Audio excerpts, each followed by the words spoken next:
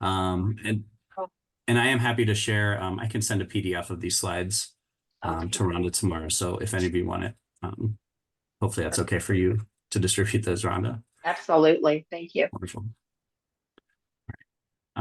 So a few things we're going to talk about tonight. Obviously, we're going to need to define bullying, which really just gets into, you know, what school policy that we're talking about. That I'll talk about a little bit more, whether it's their actual bullying policy or if it's just their code of conduct policy, or if it even, gets to the point of being more of a legal matter beyond what the school can enforce. We'll talk about some of the steps. Kind of the main thing is to talk about what steps you can take to address school bullying concerns. And then I have a handful of kind of go-to resources, a few websites that have just wonderful resources for any families navigating these kinds of concerns as well. And really I shared one of the reasons that we talk about bullying for this is to help empower families. But from more of a broader sense, of course, any of us can imagine the physical health risks and the mental health risks, emotional health risks to children experiencing bullying. But we also see, and just from my experience in the classroom, a lot of kids that end up kind of their outcome from bullying is they end up changing their school placement. They end up switching what school they attend. And research kind of varies a little bit, but there's pretty significant learning loss that occurs every time you switch schools. So depending on what research you look at, it ranges from about 3 to 6 months of learning loss every time you switch schools. So we really want to try to reduce that and try to increase, how safe our school environments are, how healthy our school environments are. One of the things I'm not going to be addressing, I'm really just not the best person for this, is more of that emotional side or response to the emotional needs of a child who's bullied. So like how to speak to the child who's being bullied.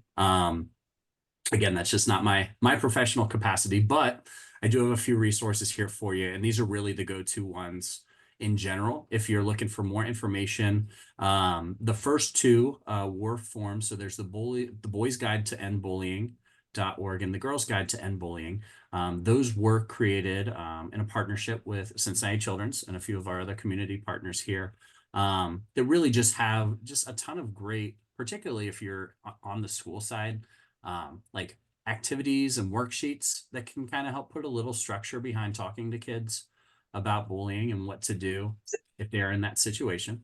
That third one there, pacer.org/bullying. I don't know if you might be familiar with Pacer already, but it's a disabilities advocacy organization out of Minnesota. So they have much more information on there besides just the bullying. So I would definitely encourage checking that out. For not just the bullying, but other things as well. And then the last one is stopbullying.gov. That one's good too. Really the first two I think are a little bit more in depth, a little more useful, but Stop Bullying certainly is comprehensive as well. Just less like activities and worksheets, more of that supplemental stuff with it. A couple of just caveats as I'm discussing things tonight. One is really most of my content does have an Ohio focus overall. A lot of this is still going to apply to other states because a lot of what the states do comes from federal guidance that really structures what they do. So most of what I'm going to talk about is in Ohio, but a lot of it's still going to apply for those of you living in other states.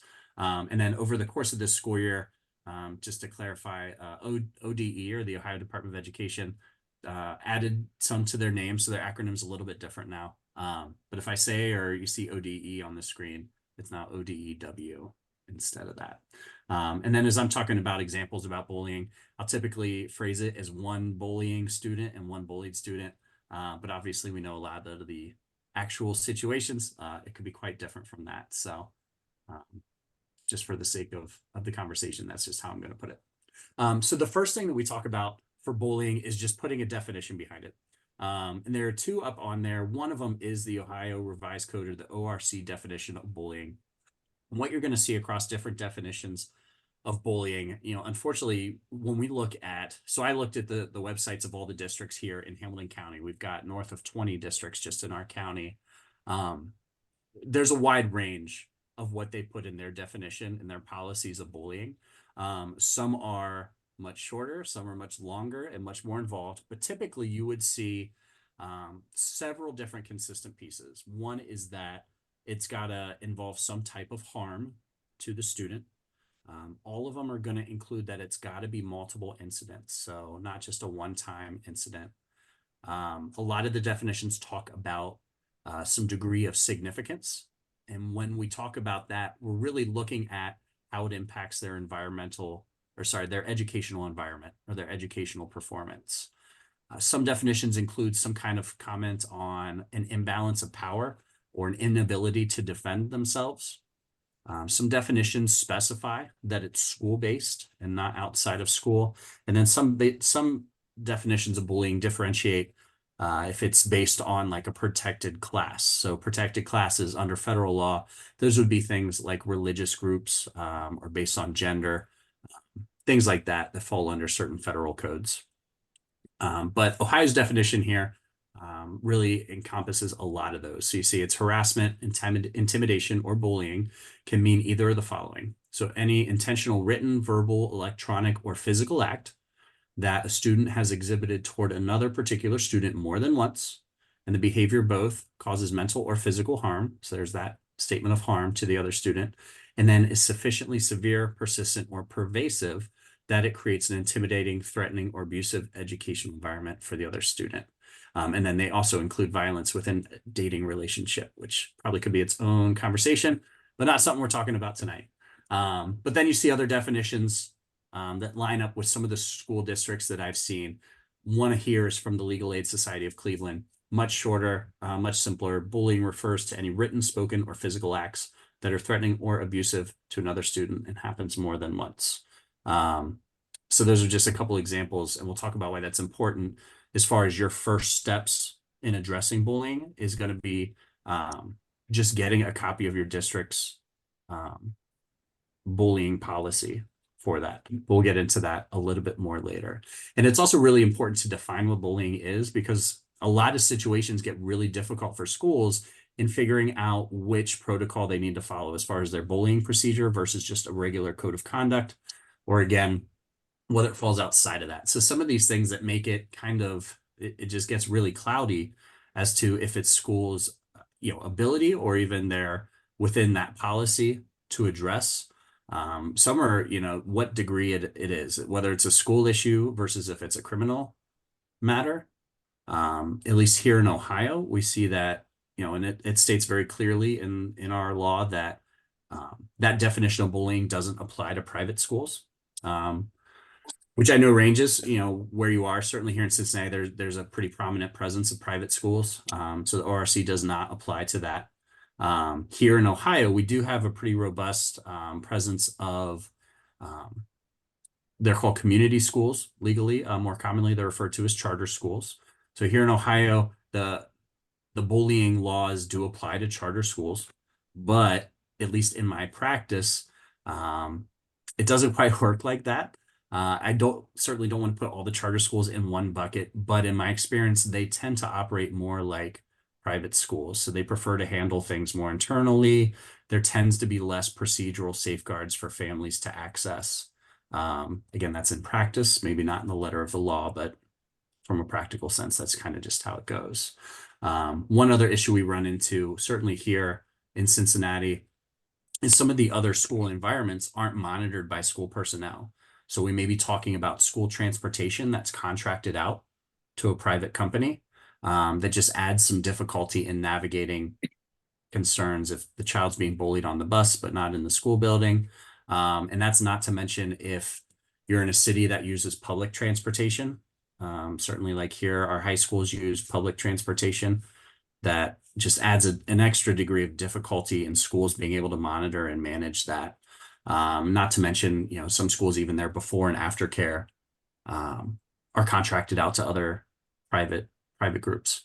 Some of the other things that schools run into that makes it hard to manage these situations, any kind of like off-campus speech potentially can be protected under First Amendment. That can make things difficult. And then just where it occurs. So whether it's a school event or not, what constitutes, if school's able to cover this, and under, again, just whether it's under their bullying policy or their code of conduct, or if it's conduct that would be considered out of school's hands. Sometimes though, if it's stuff that is occurring off campus or even stuff that's occurring like electronically, the argument could be made that it does fall under bullying if there's a substantial impact on the kid's school day, so their performance at school. And kind of that's again going back to what's the school's definition of bullying in their policy. Um, and it just again, kind of all these just are really for me to say it really just makes things difficult to investigate at times and really just speaks to school's actual ability to oversee, investigate, and respond to all these different possible situations. So we do see that this is why schools often will involve legal counsel in some of these concerns early on to make sure they're staying on the right side of the law. And if that's the case, it's typically recommended for families to go ahead and involve legal counsel themselves as well. So before we get into the actual steps, if bullying is going on, certainly two big things. And for the sake of time, I won't spend a lot of time on this, but just talking about prevention and preparation for those situations that can occur. All these, I'll just kind of say up front, of course, this is whatever's within the physical and the cognitive capacity of the child, but certainly having that conversation with the child ahead of time. The reality is, mean people do exist. You're going to have to interact with them at some point in your life, and just having some prompting some conversations about how they're going to respond in those. So just regular communication with the child about what their school day is like, talking about what a bully is. And if, you can just ask if that sounds like anyone they know, just to get more information about it. And really just across all the different school environments that they have. Sometimes you just ask, I think of a lot of my conversations with my kids, how's school? Good. That's the end of the conversation. So just prying more about it and asking more specific about, different environments that they're going to come across that may be more likely for those kinds of bullying situations where there's like less monitoring of children for that. And then, of course, just as well, how to respond to those situations if they do find themselves in those. And with this, of course, there's a range of, family values when it comes to discussions on degrees of self-defense and degrees of reporting. But again, just having those conversations about what expectations are, different strategies for responding to situations. So certainly speaking up, we know that can be tough, but, talking to kids ahead of time, kind of that difference between reporting a dangerous situation versus what unfortunately gets labeled as snitching or over reporting for kids, which is certainly always uncomfortable for me to talk about, but it's the reality of what kids have to interact with socially. But just that difference of, there's a big difference between just teasing and a kid getting shoved into a locker, and to what degree it's really important everyone be reporting that. But also discussing ways to do so anonymously if that is a concern, some strategies for that. And then other strategies for dealing with bullying, certainly always having some means of aggressive getting away from the situation, avoiding the situation altogether, or environments where it might happen more frequently, increasing their proximity to adults who can intervene in situations. And then again, that last one, certainly there's a wide range when it comes to talking about self-defense, but just having that proactive conversation can go a long way for that as well. And then that's not to mention the same kind of prevention or preparation for digital, kids' digital life, which again, this could be its own topic itself. I won't spend too much time, but again, just having good upfront conversations about kids about their digital presences, and just knowledge about, not having any real expectation of, remaining anonymous. Everything can be traced, everything's permanent, and making your own decisions as families as far as what degree to monitor their virtual life and to what degree to opt out of certain things as an option as well. So like I said, I could spend a whole lot more time on that, but definitely want to get into what to actually do, your procedural steps you can take. But just the last couple of things as far as preventing or preparing for bullying incidents. Some things that can be really helpful are just connecting with a lot of school-based and also non-school-based activities, just to try to help build the students' resilience, build their sense of community and self-confidence, obviously helping to make friends at school, and having those feelings of success. If it's a child that has struggled with a lot of bad peer interactions, Also considering non-school based activities. So participating in activities, not at school, rec teams in the community or through other social groups, certainly like scouting groups, that can be disconnected from the school environment, just for kids to have some measure of success, that they can kind of build some of those positive characteristics with. Some of the other things really more have to do with like parent interactions with the school. So just being a regular volunteer at school, regular presence at school, participating in parent committees, and then just having good communication channels with the teacher. So not just when things are going wrong or when there's a problem, but having really good communication with the teacher or any other positive staff. That's been a great resource for you at the school, can certainly be helpful as well. So from there, we'll kind of switch over to talking about the steps to take if there are actual concerns with bullying going on. And so the first one we've mentioned a couple times, we want to get a copy of the district's policy, any kind of procedures related to bullying, and the code of conduct as well, just to be familiar with what is written down from the district. Those, at least in Ohio, districts are required to have those on their website. They should be readily available for that. But otherwise they should be available upon request just as well. And then typically schools will actually provide the code of conduct and make the family sign that they received it before the school year. At least is our experience here in Ohio as well.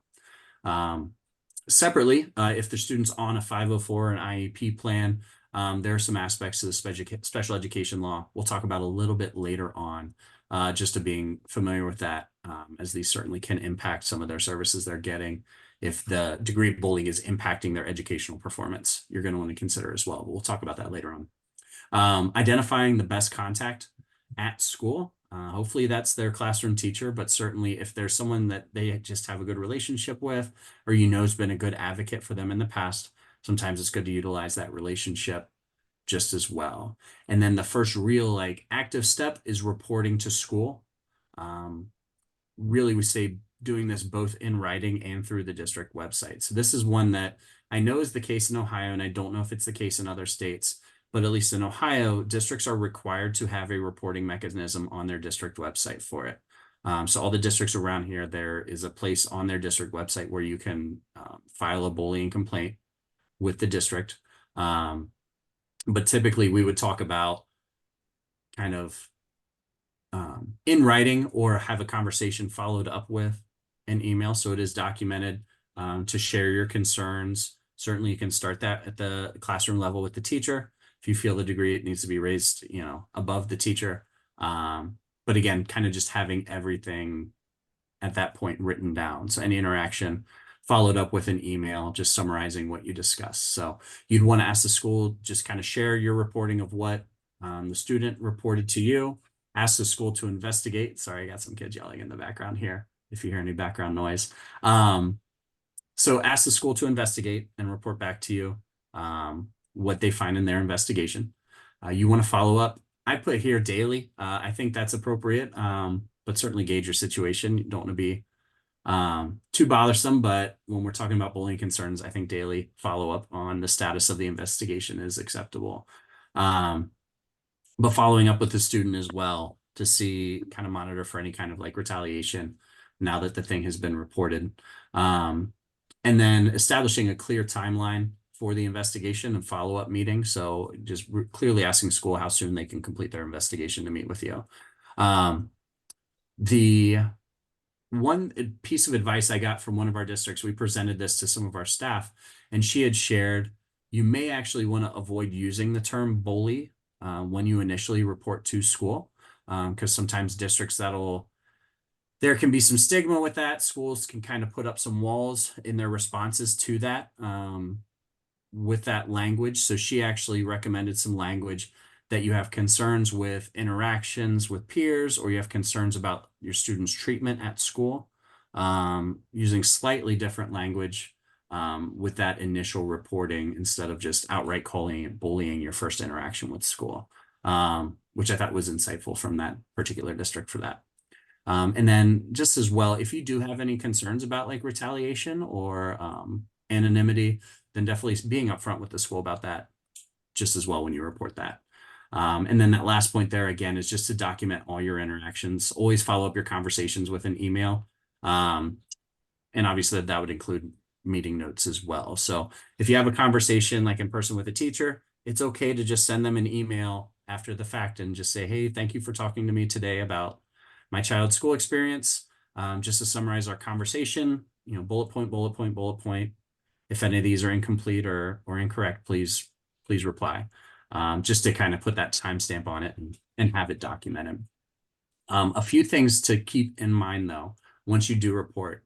One is just to kind of follow up on what I just said about email. Email is good for documenting things, but it's not totally perfect. So if this is a case that ends up getting to where records get subpoenaed, just know that those emails aren't going to necessarily be added to either student's records that get subpoenaed. So just be aware of that, and certainly keeping your own records can be helpful for that. And then school is required to investigate before they reply or before they, necessarily respond to it. So they're gonna, investigate any kind of evidence or artifacts of what occurred. They're gonna look into what happened. And then that second point we'll talk about more and more is also just how it's impacting the child is kind of that second piece back to what we talked about in the definition of bullying. And it can be tough because obviously there's an emotional component for this when we're talking about our children.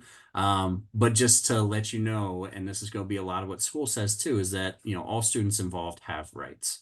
Even the child who is the instigator, the bully, all children have a fundamental right to an education. And those can't be taken away without a hearing or without any kind of due process. So, again, obviously it can be an emotional situation, but that's the law.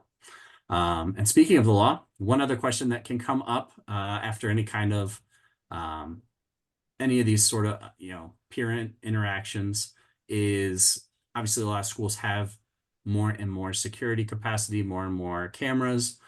Is the question of whether or not families can see security video footage. And the short answer is yes, but there's some asterisks with that.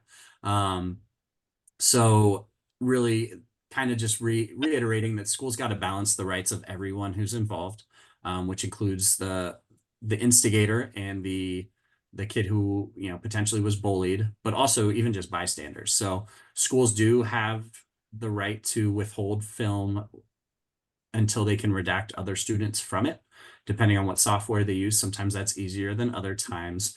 If you do run into that kind of situation, one potential resolution would be designating some intermediary to watch the video on your behalf. So that could be, again, a trusted staff member at the school, or even potentially a school resource officer to watch that film in that meantime until school's able to provide you the opportunity to review it. And I do say review it because there is a big difference between reviewing the record and having it released to you. So it's very unlikely school would release a copy of it to you, but they should allow you to review the video. So to come into the school and review it. And that's just because, the parents have a right to review the complete education records of their children. So, but if you do have any kind of barriers for that, and sometimes that does happen that schools insist on a subpoena before they release anything. One resource you can use, it's through the U.S. Department of Education's Office for Civil Rights, so the OCR. There's a guidance document that's available through that for that specific situation. So you can get a copy of that through their website and provide that to school if school's not allowing you to access that. Did someone have a question? Okay.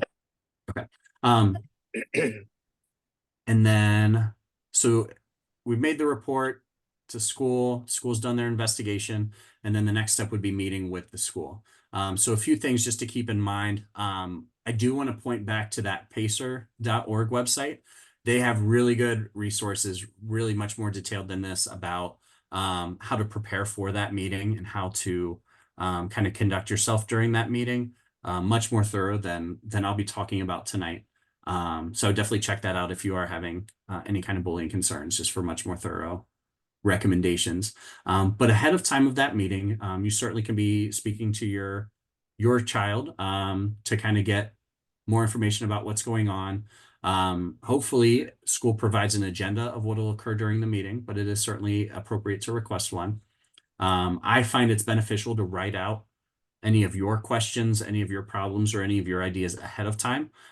Certainly some of those meetings, it's just natural to get nervous, or, you forget about things in the moment. So writing down your own notes ahead of time is certainly a good idea. During the meeting, and a lot of these just came from that Pacer website. And we certainly understand that, the emotional nature of some of these interactions, but certainly maintaining respect for others, especially the school staff there. Just know it is okay to ask for a break if things are more emotional, or you need time to calm down, or just step away from the situation. It's okay to ask for a break before resuming. It's okay to bring someone with you as a support. And then any notes from the meeting should be documented, should be written, and it is okay for you to review those. Take your time reading those before you sign and before you leave. And it's okay to ask for additions if things are missing on that. It's okay to say, hey, I want this other thing that was said to be added to the notes. The bigger things, though, are just making sure there's a clear plan in place when you leave that meeting, making sure that you have clear names and contacts before you leave that meeting. So if concerns do continue, you have a direct line of who to speak to address those. And then if there's any kind of follow-up steps, just having a clear timeline for that. And at least here in Ohio, they have a really good guidance document for the schools that kind of lays out kind of the state's expectations for what schools need to cover during the meeting. That's all kind of listed there. I'm not really going to go through that piece by piece, but the biggest thing is just that it concerns both students involved as far as how to address that. And then kind of from there, the big thing is like, all right, so what do we actually do though? What are the actual interventions we can do for this? And some of these, I think, are just good. There are things that pertain to the specific situation and the specific students, but there's also really good things to do just as far as school culture goes for preventing these or trying to reduce bullying overall. And I won't go through all of them specifically, but overall, they kind of fell into 4 sort of categories. Obviously, like we think more traditionally of like punitive measures. So certainly any kind of disciplinary procedures under the code of conduct, we're thinking suspensions, expulsions, and that. Certainly any changes in students' transportation or class schedule, so they're not in the same classes anymore, less interaction between those can certainly be options as well. Other kind of go-to ones we might think of are increasing monitoring in certain areas where it may be more common. If this is happening during, hallway time when we're switching between classes, how are we going to increase staff presence for that? Or, does it happen more at recess? How can we increase monitoring for that to not happen? But then the other side that I think kind of gets missed a lot are more of the preventive steps to really address either the individual who is bullying, to really educate them and help them grow and not bully anymore, which could include stuff like talking to younger classes, maybe volunteering if your district has special units where the student may be able to volunteer, or even out in the community, certain types of community service for them to just get more appreciation for different ranges of needs that different learners have. Or even just like making one I think is interesting is like making anti-bullying posters to put around the school. Because if you're the kid that's making the anti-bullying posters, then it's going to stand out amongst their peers if they're one that's doing the other thing, just that inconsistency for that. But then the same, more at the class level, more at the culture level, having like social skills groups. A lot of schools call that a lunch bunch for that. Having, school-wide programming against bullying, or even like, having special speakers come in. So if there's any, I just use spina bifida as an example. If the bullying was focused around their medical diagnosis, considering if it would be good to have a speaker come in to talk about that in particular, or the same if it was like a, particular religious case of like religious discrimination going on, having a targeted speaker come in to address that specifically as a school or as a classroom for that. So sort of just to summarize kind of the steps to take. So these 2 boxes, the one on the right, I would just say those are kind of things that depending on the situation, You could utilize those at kind of any different step along the way, kind of depending on what's going on. But in general, that box on the left, we want to report to school. School's going to investigate. Certainly families can investigate as well. That'll be followed by a meeting with the school where a plan will be developed. If your child's on an IEP or a 504, certainly it's appropriate to convene those teams. It's your right to call a meeting at any time. And if you feel like this bullying has impacted them, and that could be impacting their, have their needs changed, any kind of adverse change to their performance, their behavior, their absences, and ways to support that, or seeing if different services are needed. And then hopefully the concerns have been addressed at that point with the school team. But if not, if the bullying persists, that's where you would want to contact the superintendent. Although I will say for some bigger districts, there may be like another staff person before the superintendent who has specific duties for addressing bullying, which could be more appropriate to contact, or certainly contact them and copy the superintendent on that. And then kind of up the chain next would be the Board of Education. And if it's still going on after that, then that would be the point you contact law enforcement. Kind of separately from that, certainly at any point, it's your right to obtain legal counsel. At any point, you can consider an agency complaint to the district, potentially to your state. And there we have the particular group for Ohio's Department of Education to contact. You do have a right to go. There are federal agencies you can report to as well. I will say I know very little about that. I've never had any casework go that route, so I can't speak to timelines or what actually happens for that. But certainly the U.S. Department of Education's Office for Civil Rights would be the group for that. Again, that gets a little bit more into the weeds than I'm knowledgeable about. And then just as well filing a lawsuit. What I have heard from again some lawyers from from Cleveland's legal service is typically that's only successful when we're talking about a protected class, so some kind of discrimination under Title VI or Title IX, which are gender or like religious groups, kind of just generalizing that for when those are most successful. But and I think that is it on my side. I know I just threw a ton at you pretty quickly, but it was definitely a lot to get through. Do you, or does anyone have any questions about all that?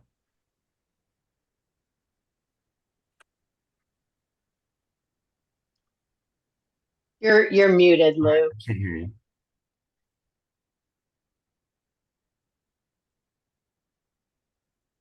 Sorry, if You're you're talking, I muted. can't hear you. You're muted. There you go. There we go. I, I think I got muted when I was coughing. um, I have one comment, and I'll have some questions, but I want to give other people a chance after comment to talk too. One thing that you said was really important when you said when you first maybe a parent family member might write something to the school, not necessarily start off with the word bullying. I've been on a charter school board for about 9 years. Sometimes it was a high school and grade school. Now it's just grade school. Each year we report. There's never been a bullying episode in 9 years.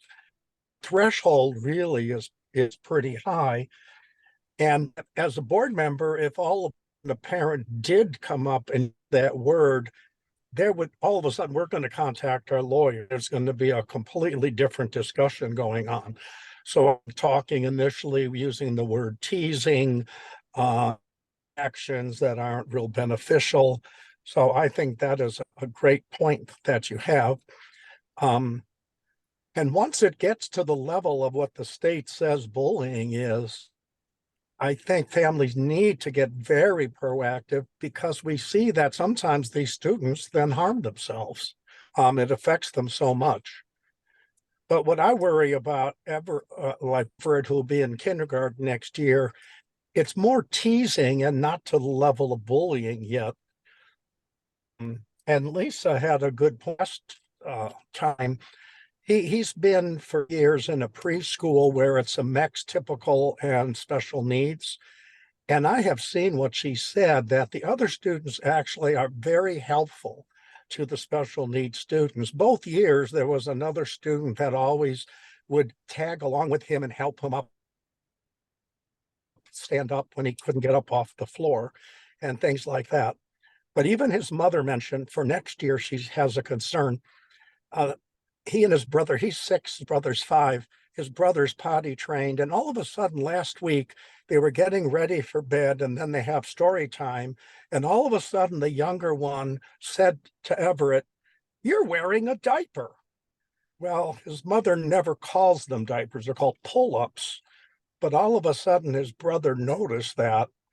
And there is a concern in school that when his pants come down a little bit in the back, it's going to be obvious that he is wearing a pull-up. Does get a huge enema every evening, empties out the sigmoid and descending colon, but little accidents might happen. So her thought is to put a pair of regular boy briefs over the top of that. So that's what would show when his pants come down a little bit. So it's the teasing that might start with things like that. But they have a big effect too. But I I think can't that's thank you fair. enough, though. I'm done. Oh, sorry. Yeah, I think that's fair. There's a lot of interesting research underneath it. I guess it's all categorized as the inclusion movement for trying to incorporate kids with special needs as much as they can into typical classroom settings. And in a lot of cases where that does build that positive community for it. Obviously, that's not going to be the same across all school environments. But then just as well, each family's got to make their own decision on it. But I think the we call them peer-in services. But having a speaker come in or having someone come in and talk about the needs of that student to kind of just help educate the other kids and the student. Again, some classroom environments and cultures that works better than others. Each family's got to make their own choice on that. But it is worth considering as an intervention.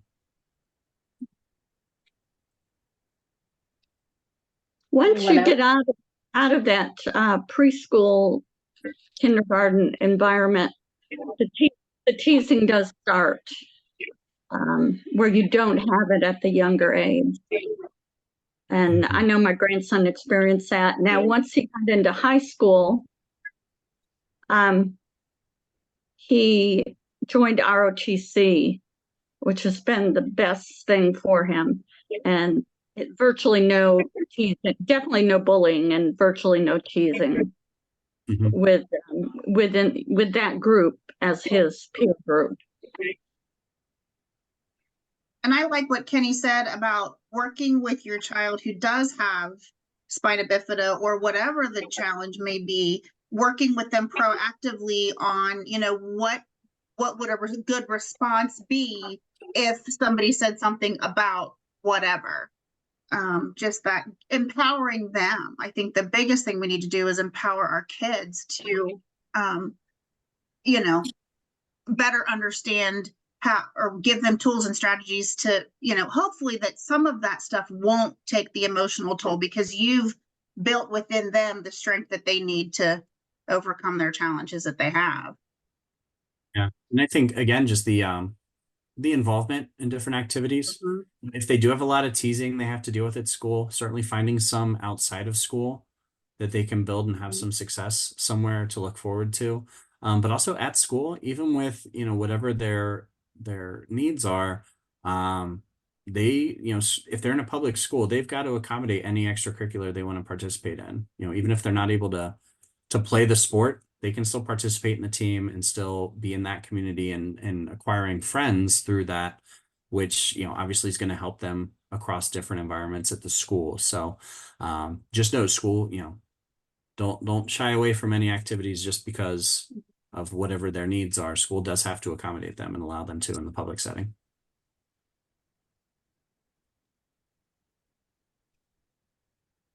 Yeah, we've heard from many families in response to what you were saying, Lou, is that they're, when they start kindergarten or pre-K, that, there's concern about the pull-ups. And most of our families do what your daughter is planning to do and, put on a pair of boys' briefs um,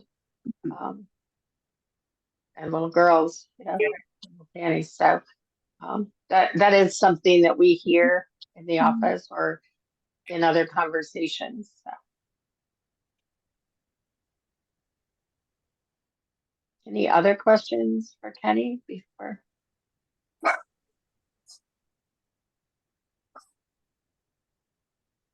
Well, this has been very interesting. I learned a lot of things. I'll look forward to the slides, and we will post those. I will send them out to all of you who have attended, and then we will post them on our website. And then we will also post this